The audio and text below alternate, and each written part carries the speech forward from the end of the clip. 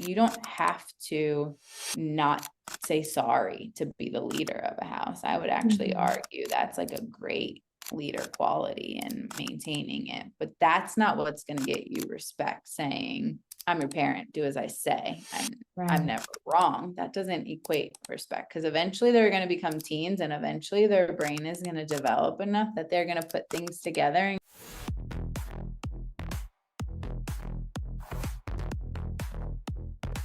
Welcome to Nose to My Nervous System. Today we are joined by Dr. Julianne Monday. She's a licensed psychologist and parent coach who helps parents of sensitive and strong-willed children move from daily chaos to calm, connected relationships. I totally can use that myself with my very strong-willed children, who I am happy they're strong-willed. I just don't like when it's towards me. Right. And she is the creator of Wired to Connect, a transformational parenting program built on 3 core pillars. And we're going to dive into all of that today and talk about reparenting and those 3 pillars and your nervous system and how to regulate when you as a parent are dysregulated. And all my listeners are used to me just jumping in. So thank you so much for joining us today. Thank you. Thanks for having me. I'm excited to have this chat about the nervous system. I love everything nervous system because it's at the core of how we connect and interact, and can we connect, right? And nothing is harder. There's so much I feel. Yeah. And it's so Well, it's just stuff that we're like not taught, right? We're not taught these things. And then all of a sudden we're like, well, why am I losing it on him? Or why am I losing it on her? And then we have kind of that whole generational pattern thing. But I believe, probably like you do, it starts at the core of it is the nervous system. Absolutely. And I think it is important to recognize that we were not taught how to regulate our nervous system. I wasn't even taught that I had one until I was in high school. No, in biology. I think I was later. Yeah, exactly. Right. Like it was, and I think that is why I was led to make this program. I think there's wonderful parenting programs out there with techniques, right? And I think there's wonderful, even more so now, for programs that talk about the brain science. However, what I found was there was a gap of how do you actually like reparent the adult, right? And how can they work with their triggers, and how do they work with understanding their fight or flight, or when they're in it, and the body sensations that let them know. Because I just found over and over, I'd have the same conversations with parents when they'd bring their kiddo in for therapy. And oftentimes the real work, a lot of the work is in the parent, right? And like how you're the one who's supposedly got it all together, and you're an adult now, and suddenly you had a child, so all that knowledge is in your head, right? That's what they think, right? But then, and like well-intended, they know what they want to do, how they want to approach it, but there's just that gap because we've never been taught it, right? I was not taught. I just don't think it's fair to ourselves, right? Exactly. And then we beat ourselves up, and the guilt, right? We're like, I promised myself I wouldn't be my mom. I promised myself I wouldn't yell more. But truthfully, like it's a lot of adults not knowing how to soothe themselves, how to regulate themselves. And so of course their child is struggling, right? Because that co-regulation is so dependent on the adult brain being calm and regulated. Absolutely. How long have you been doing this, and what led you towards this particular path? So I've been a psychologist for over 5 years, and what led me to this is because, like I said earlier a little bit, like I was just having the same conversations over and over. I'd have a parent bring their child in for usually emotional outbursts, right? Tantrums. Like I just don't, like they have big feelings and I don't understand it. And I think something's wrong, they would always kind of say. and spending time with the kiddo, right? Like nothing out of the norm, even getting more Right. information usually from the parent on like the Mhm. frequency and how long it took them to calm down. But Mm. eventually, when I could get the parents to sit in front of me, there would be this conversation about, hey, are your expectations realistic, right? Like to never have a tantrum is not realistic for your 5-year-old. It is super developmentally appropriate for them. And then furthermore, we would kind of look into like how were they approaching the dynamic when the kiddo was having a hard time. What did they feel coming into the room? What triggered them about that Mhm. down, right? Like what was that thing that like really takes them to an 8, 9, 10 in terms of dysregulation as the adult? And Mhm. so I just kept having these same conversations, and I was like, why, like this is such a disservice to parents to not have this information out there. And Yeah. then when I did a deeper dive into other programs a little bit, or I'd get information from parents who had taken other programs, they would often stop at like, hey, make sure you take care of your stuff and make sure like you calm down. But the parent didn't know how to calm down, right? They Like didn't that, tell them the like, yeah, how. yeah, it's kind of just like, Okay. make sure you take care of your stuff, but here's all the kid techniques, right? But I'm a Right. believer the techniques mean nothing if you are not regulated coming in and Yeah. doing If I it. scream at you, could you just be happy? What I mean, like I'm screaming, so the word happy means nothing. Nothing, right? And Nothing. what we know is like limbic resonance, right? Like the kiddo feels it off of the parent well before any words come out, right? And they're scanning all of the nonverbals and really assessing like, am I safe? And their nervous system is assessing that, right? And so it Right. just happens so quickly. And so Mm. that led me here. So I was like, I want to make this program. I think it'd be really beneficial. I think it's comprehensive enough, um, Mhm. but not overwhelming, right? Like I don't think Mhm. parents need to go to 4 years of grad school to learn this. I think trying to bring all that like fundamental information and skill work in one program. So I'm really proud of it. I've been working on it for over a year, truly, on just Oh taking wow. different like market research and conversations and which are the best strategies, which are the most realistic, right? Right. Because I could sit here and say, go take a walk for 20 minutes when you're feeling anxious. And, but that's not realistic in the parenting world. No, not at all, especially if the other parent isn't there. Exactly. Exactly. Yeah. Yeah. So that's what's here. Oh, Mm-hmm. awesome. Explain the three pillars and what they're all built upon, if you don't mind. Yep. So every module that I go through, there's about 12 right now, and I'm in a beta group. So I'm constantly tweaking it based on feedback from this first group Oh, and that's how they're great, though. Yeah. Yeah. It's I love really, when I hear clinicians, experts, right, mm-hmm. say, I'm going to listen to the people who are actually doing it. I'm listening to my clients and I'm changing it as I need to meet their needs, right? Yeah. And that, 'Cause that was the most that important. tells you are talking to someone who truly cares and wants to help, right? And has put their ego aside. Yeah, yeah, definitely. And I think that was the whole point, was I want this to actually be like, I got one program and that was enough for like the foundation of like understanding my kiddo and their development and understanding myself and my own childhood and some of these implicit messages I received. And, it goes on and Mhm. on. But the pillar system, so first pillar is the reparenting. So it's all about unpacking, Now not explain trauma work. reparenting for some of the listeners who maybe are not aware of what reparenting is. What that word is. Good question. Yeah. So I would describe it as taking care of the little kid in you, right? Like Mhm. your inner child. So we all have an inner child. Mhm.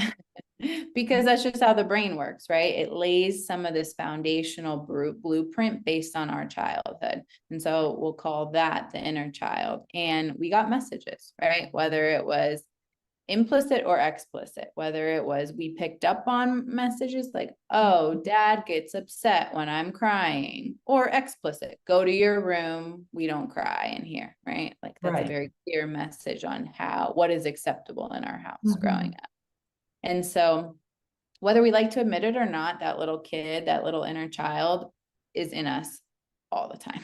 Oh yeah, Whether absolutely. it's in the driver's seat or not is a different question, but that inner child is there a lot in parenting moments. So the first pillar is about unpacking that. A lot of us haven't sat there and said, how did my family approach crying?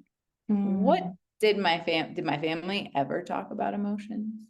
Did we ever talk about regulating ourselves or like anything related to feelings and the body sensations that go with feelings and emotions? So it's really doing a deeper dive into the parent and their childhood home. And then how can they soothe that little inner child, regulate that inner child that maybe never was modeled that. Because a lot of us weren't. No, and it's not, I always try and make sure that individuals recognize that you can have a great relationship with your parent or guardian, and still recognize that they messed up, because we're all humans, right? And I, as a parent, I'm going to continue to mess up too. That doesn't equate all bad or all good, right? We can learn and do better, and that's not insulting your childhood. Right. Yeah. Good point. It's not about demonizing our parents, No. right? Like every parent, I believe, does the best they can.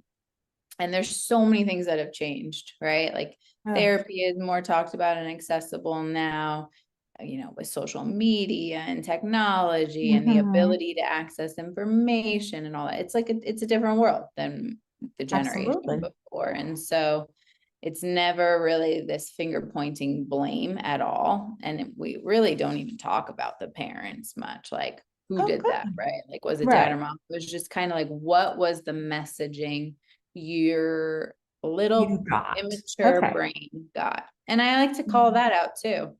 Your little immature brain is immature, right? Like at 6, you make sense of it through a very immature lens, but that's still meaningful to know how you made sense of it, but it's not always accurate, right? Or factual. Very true. Very true. And so that also takes a little bit of that like demonizing parents, because we all come out with inner childhood wounds because of the immaturity of our brain at that time. Yeah.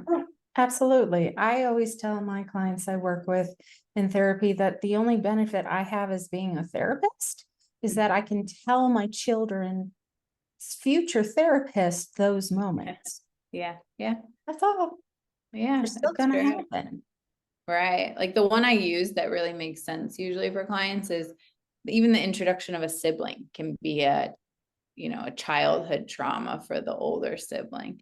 Parent didn't do anything wrong. Even when you introduce and give special attention, right? Like everything could have been done perfectly and it still could log or be imprinted in that kiddo's brain that was really overwhelming and emotional, and it rocked their world upside down. But that's no fault of the parent. It's just inner childhood trauma, right? Like that's a really good example.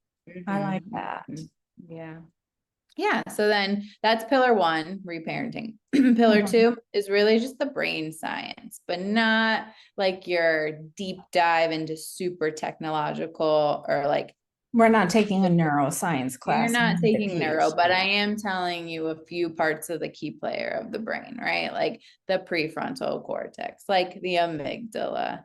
Well, I mean, we do need to know how our body works. I mean, you don't get into a car and not know how to turn it on or how to turn on the lights. Good comparison. Exactly.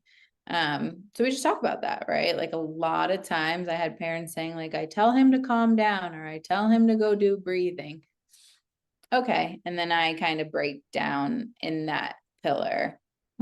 What part of the brain is running the show at that moment, and can they even access their breathing that they learned from Dr. Monday in therapy 2 weeks ago if they haven't practiced it, and like why that's not how the brain works. So that module is really geared at like, what is a realistic expectation for your child at that age? I like that. That's important to think about that, right? So important. And sometimes like what's realistic for your, like for you as a parent at that moment based on brain science. If you're just like, if you're dysregulated, then no, you're not going to remember what you talked about with Coach Julie, right? Like No. that's just not how the brain works if you're dysregulated. And so we go into a lot of like that, which I think is helpful for parents Oh to yeah, understand. I would think it would help a parent to feel less shame and guilt around their action, Yeah. and then be more open then to figuring out how to have a healthier interaction, because it's not them being bad or them as a parent being a bad parent. It's more of, I didn't recognize this part of my brain was taking over, right? And now I'm empowered to do different. It kind of externalizes it a little bit, right? It's not, I am a bad parent. It's, oh, my brain was in survival mode at that moment. So duh, that's why I yelled right there. That's where I snapped. So yeah, I love that module a lot. I think it's, some parents love the brain science. Others at first, they're a little bit like, but then they, I think they end up really appreciating it after knowing that we don't go super deep into the different parts of the brain. And then the third pillar is, oh, the best part, right? The attachment piece. How do you co-regulate with your kiddo? How do you be their safe space, right? Like the psychological jargon of secure attachment, and how do you help them in that moment know that they're in it with you, you're going to get through it together, so that they can feel safe enough to calm down and then try something new. So we talk a lot about repair, the power of repair, because that's also something we often were not modeled growing up. And so how it's really not about never snapping. It's really not about being a perfect parent. It's truly, that doesn't exist. It doesn't exist, but truly it's the repair with the kiddo, right? It's the modeling accountability and saying sorry and owning what you're still working on. Do you find saying repair is a little bit easier for a parent to wrap their heads around? I have noticed some of the pushback I get when I work with parents is that they grew up being told that their parent was right, or you don't question their parent, and they don't want to do that, but then they feel awkward in those moments of, well, how do I still maintain that I'm the parent and you need to listen, but I did screw up? Yeah, there is a little bit of discomfort, right? And that just clues me in that it probably was never done for them, right? They probably grew up in a household that was like, I'm your parent, you do as I say. Respect me no matter what type of thing. So we unpack that a little bit in the reparenting work. And then we talk about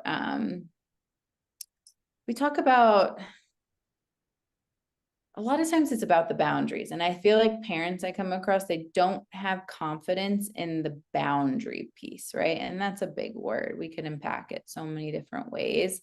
But I really go in depth on like, what is a boundary and how do you hold it? And how does that then let your child know you are the leader of the house, right? You don't have to not say sorry to be the leader of a house. I would actually argue that's like a great leader quality in maintaining it, but that's not what's going to get you respect. Saying, I'm your parent, do as I say, and I'm never wrong. That doesn't equate respect, because eventually they're going to become teens, and eventually their brain is going to develop enough that they're going to put things together and they're going to know you're not always right. Right. So yeah, we just kind of unpack some of these implicit messages, explicit messages they had in their childhood. And then we talk a lot about being confident in your consistency and the boundaries you set is what communicates to your child that you're in charge. Do you find that parents don't always recognize that it's boundaries that they're having with their kiddos, that that's what they're trying to form?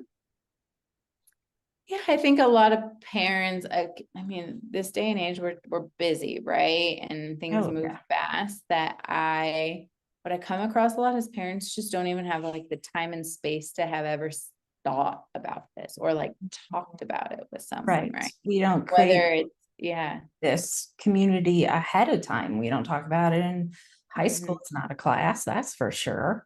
So they're kind of like doing the best they can on the fly of the moment.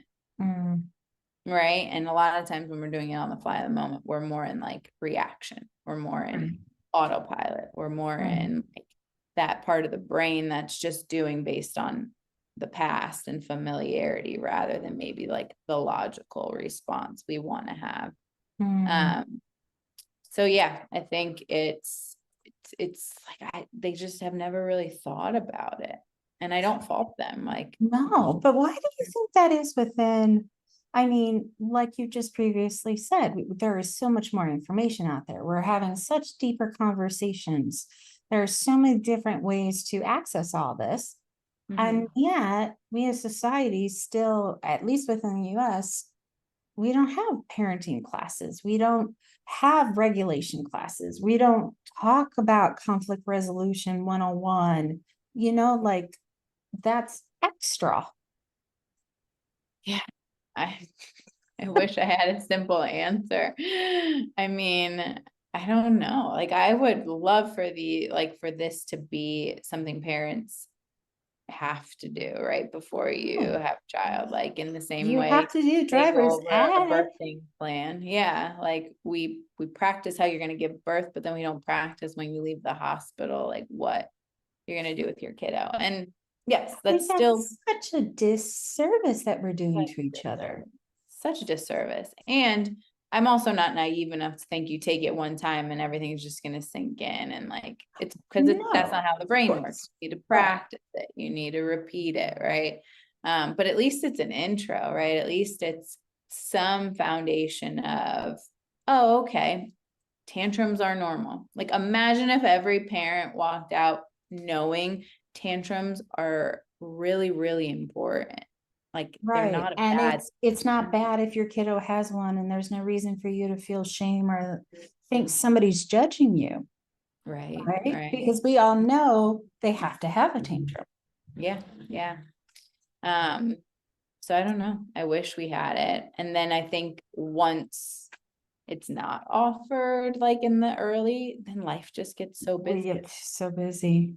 So busy. And then I think, yes, it's accessible now, but there's also so much information out there that I do think parents become overwhelmed at some point. Like everybody's trying to sell something, right? And it's like, That's how do true. I know if this one's legit? How do I know if this one's Credible reputable or or right, yeah. credible?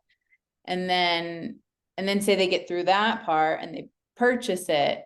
Now you have to have the time to actually on Mm, top of maybe working and oh, however yeah. many kiddos you have and working out and take care of Mhm. yourself. So I just think it gets harder and harder the older the kiddos get and the more fast-paced, busy the schedules become. And then of course shame, right? I Oh, think yeah. It at stops the end of the everybody. day, a lot of people in general, like it's hard to want to look in the mirror and like say, hey, maybe I need a little bit of help here or support. Mm, Because it's not going well, or like I'm really feeling alone in this. yeah. Um, yeah, so those are the biggest reasons. I I I like your approach though of the idea of like that birthing plan. That why aren't we having this conversation and exposure to the foundation of just biologically these are all the norms, because you do that through your pregnancy, you do have a little like check off thing, This month, expect this month, that, it's not that everybody has it the same way, but here are some expectations, some milestones, some things that are statistically more likely to happen so that you as a person who's never been pregnant before can understand what the heck's going on with your body, right? Right, right. And even like in the beginning, because I know parents sometimes they'll have a concern and then call the doctor, and then the doctor will give that reassurance. Oh, Mhm. it's totally normal, right? Right. Whereas I would love, and they're starting to do it in primary cares a little bit more. I worked in the hospital in a lot of my training, and we would hand out at their like wellness visits for a month. Mhm. Okay, here's what you can expect to see kiddo be doing, and this is when maybe you should be concerned, and this is how you can build their language, right? Like but Mhm. I think that was more rare than it was common. And it's also overwhelming at those wellness checks because you're trying to fit in time to get your kiddo into the doctor. Most likely you're back at work full time, juggling everything. And you Yeah. just want to make sure you get every shot or immunization or their height and their weight's okay. And so Right. Yeah. I remember being given some of those sheets. I don't honestly know if I read them. Right. That's a good question. If you could reflect, what do you think would have been the best way to get you that information at that time? At that time, Mm-hmm. probably something in the waiting room, like the TV running a program or something I'm watching. I'm stuck in the waiting room. I'm not necessarily able to sit there and like read, but if there's something on the screen for me to look at, that would be helpful. No, that's pretty Because good. depending on the age, I might be like, don't touch this or let me Right. hold you, or, depending on the age. So if it Yeah. was right there in front of me, or even if it was like a PowerPoint on a TV screen in the doctor's office that said, age this will happen. You cannot stop tantrums, or even like positive messages to the parents in the waiting rooms. Like everybody has a tantrum, Mm-hmm. something Yeah. like Breaking down. that would be very helpful. Yeah.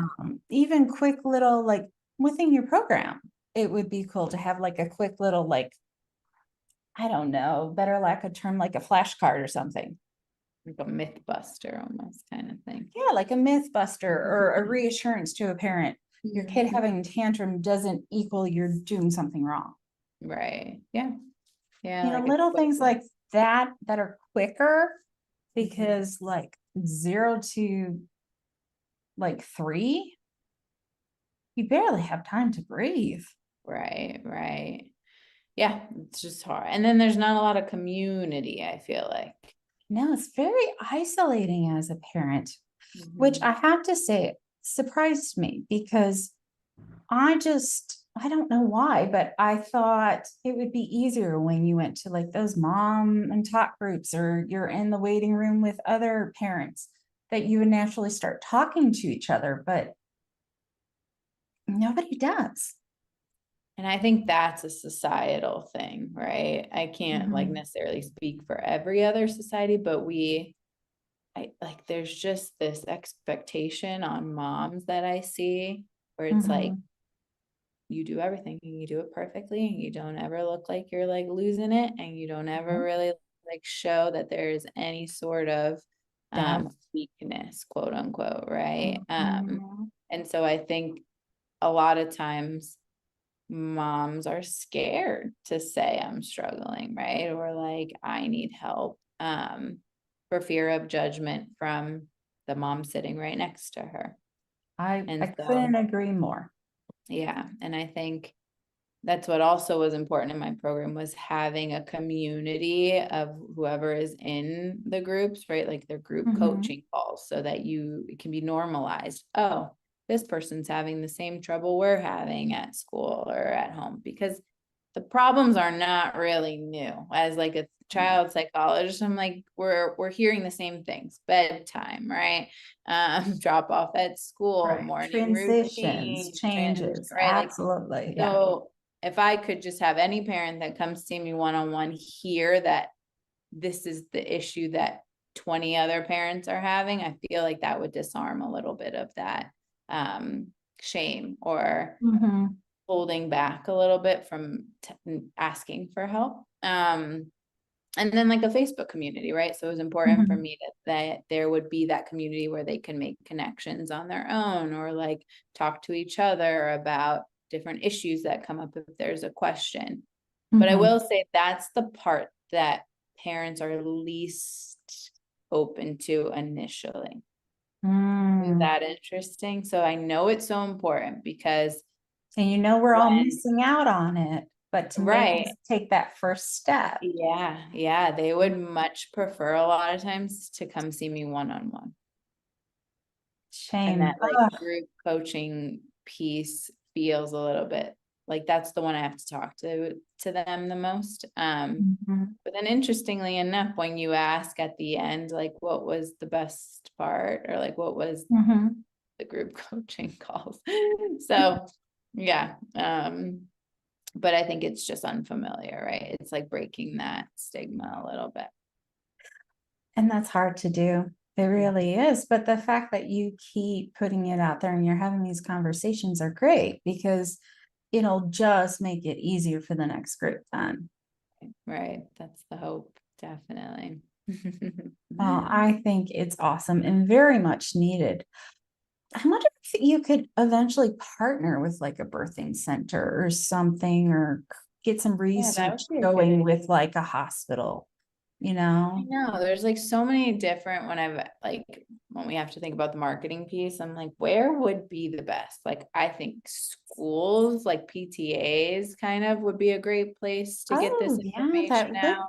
Be good at like a PTA meeting. But then do they have the PTA meetings when parents can attend? Because I remember this always pissed me off. The PTA meetings for elementary were during the workday. Yeah. And then the high school PTA was after the workday. And I'm just like, take the whole day off. I don't understand. How am I supposed to be involved and show up? Only people who don't work? Yeah. So, but I still think but would you show up on the weekend? If I knew there was childcare and coffee, yes, because I could get a break. Yeah. Oh, that's a good idea. Yeah, because if somebody's like, just come for an hour, we'll give you coffee and a donut, and we have childcare, and you can sit here, I'd be like, sign me up. Yeah. Yeah, that's so true. I like that idea. And then medical, like the hospital visits, primary care. I like the prenatal because you, as an expecting parent, are in that more open mindset of saying, I don't know everything, and that's okay. And so it's okay to learn because I've never done this before. So that might help to kind of like push that shame piece away before it comes up, because nobody's expecting you to know. That's why you're here. Right. Yeah, you're willing to more accept any information and not as pressure that I understand everything or I got it all together. Right. Yeah. Yeah, good idea. It's tricky, but I think it's so needed. And I commend you on putting all this together and putting this out there, because it's never easy to do that. It's not, but it is life-changing. I mean, you probably can attest when you start to see like life through the lens of our nervous system and our brain, doesn't it change kind of every situation? Oh my goodness. When I got certified as an EMDR therapist and learned more and more about the nervous system and how it shows up in different ways, I just, even in my career, look back when I worked in schools, I was like, God, I wish I would have known a tenth of this, because I would have approached the students different. I would have felt more confident. I would have been able to been a voice for them and been like, no, they don't know why they just kicked that person. Their nervous system's overwhelmed and they're in fight mode and they truly don't know, and they're not being disrespectful. They shouldn't kick, don't get me wrong, but let's recognize what's going on. Yeah. And it's not them being disrespectful, they really sometimes don't know because they're in survival mode. Yeah, they truly don't know, right? No. Like, yeah, that word resonates so much. I hear that one and manipulate so much from parents. And like, I Yes. have such a reaction to You, both of you've, those words. and I was green and not a parent and working in a school my first year. And I totally know I said manipulate. Oh, that kid's so manipulative.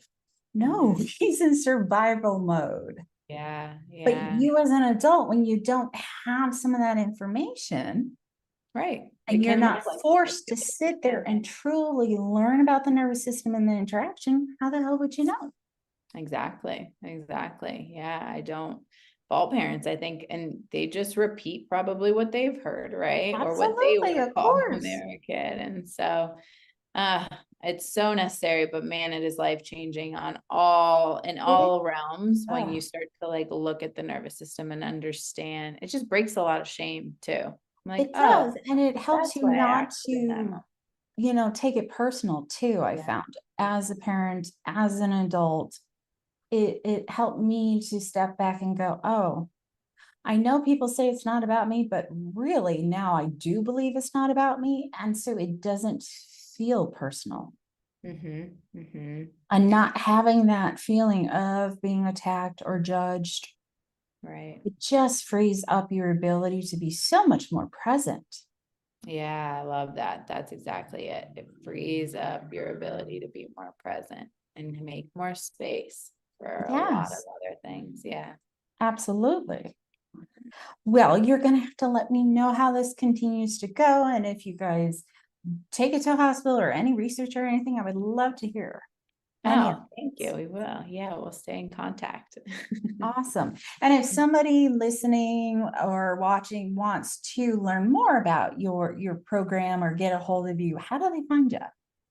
Yes. So I sent you on my link. So hopefully you'll put that I'll put in. them But in I the would show say notes. the best way, the two routes I would recommend most, join the Facebook group and the link will be there. And then it's a free Facebook group for parents. So this isn't the one that goes with the Wired to Connect program, but I'm constantly putting out Facebook lives and free Oh, that's resources. great.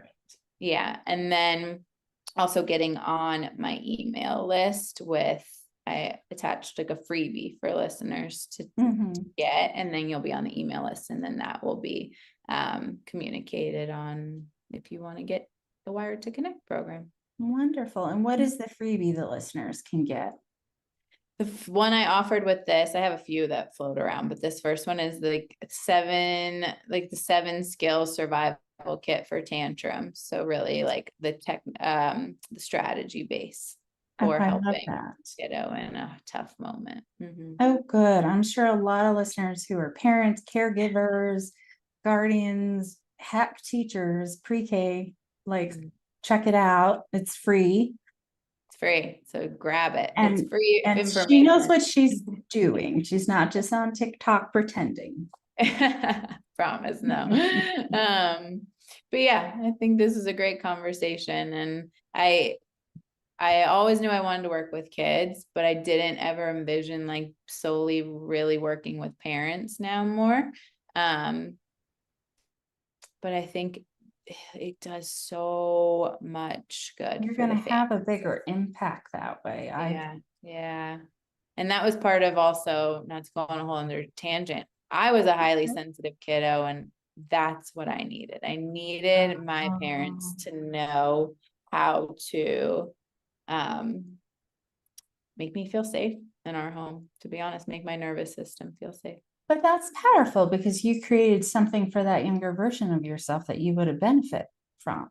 Yeah, yeah. I And that mean, was like the that's true the passion. really powerful about it, right? That you know what it feels like to be that kiddo. Yeah, yeah.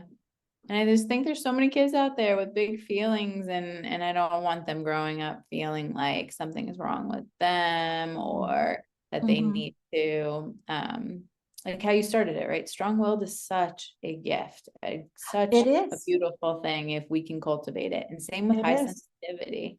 Um, Oh, I love the fact that my kids are very strong-willed. I love that they are both sensitive as well. And it is also hard as hell to balance it. Exactly. And I'm a therapist and it's hard as hell. Yep, it is. But hopefully there's moments you can step back and be like, this is going to change the world one day. All right. That's like the trace. Yeah. Now, I always put everybody on the spot before we say goodbye.